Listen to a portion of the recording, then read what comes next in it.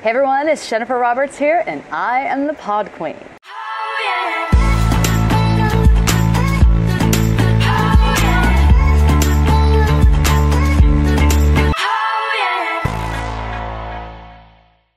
So today I'm going to talk about something that we're familiar with. Are you ready? Sin. Okay, I'm not familiar with it, but you are. I've never made a huge mistake or anything like that. So I'm really just preaching from the perspective of perfection, and I'm talking to all of you that are weak, but it's not my problem. Just kidding.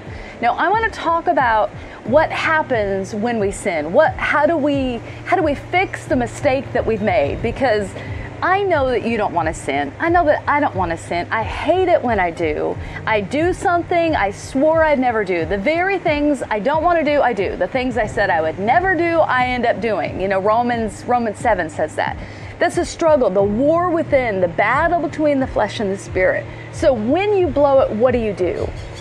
And I love the Psalms because David is so candid in his struggle. He's candid with his emotions. He's candid with the journey that he goes on. You see him in his highs, you see him in his lows, and he has the ability to show his humanity in a way that I feel known. I'm like, okay, I'm not the only one, but yet he calls us higher. And the struggle is real. Ooh, I think I hear the sound of feet no, not my coffee. I was waiting for my coffee. It's not coming to me yet. Anyway, we're going to be interrupted with coffee, but that's okay because I am okay with being interrupted for coffee. You know what I'm talking about. Right now, interrupt yourself. Go get yourself a cup of coffee. Run. Hit pause. Run. Get coffee and then come back. Okay, here we are. We're back. All right, so I want to talk about Psalm 51, okay? So David wrote this psalm after he had an affair. Intense. I mean, I can't even imagine. He went from the shepherd boy who sang love songs to Jesus. He wrote amazing songs. He was a great man of war. I mean, God's favor was on him. He was chosen when he was young. You know, he was anointed in front of his family to be the king. Oh, here it is. There's the coffee. Bem, amigo. Obrigada. Ah, perfeito. Ah, perfect. See, friends, I love this place. You got to come enjoy coffee here with me. This is cold, by the way.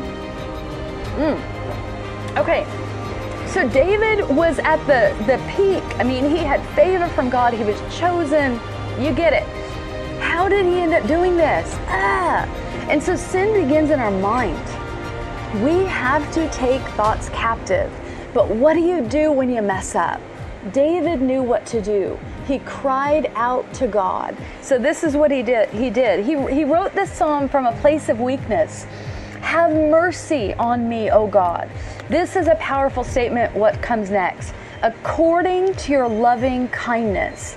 He knew that God was gracious. He knew that God was loving. He knew that God was slow to anger. So he approached God saying, please deal with me according to your nature, not according to my nature, according to your nature. That is a powerful truth that he understood.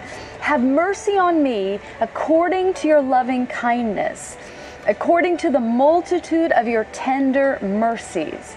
He knew God to be merciful. That doesn't mean that David thought, you know what? I'm going to sin. God doesn't care. He knew God cared. But when you mess up, if you're in that place today, you're going, I messed up. I didn't expect it.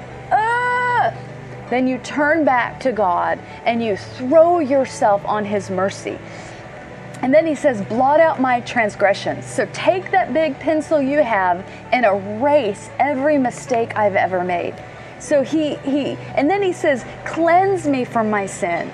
So we've got to come to God when we sin. You can't just sin and go, uh-oh. You have to go to him. You got to walk in the light.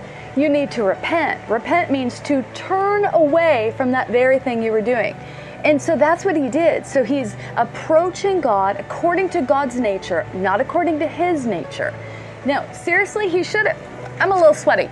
He should have been blotted out. He messed up badly.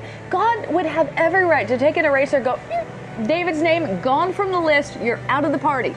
But he didn't. and he knew that God would be kind. He knew that God would be merciful.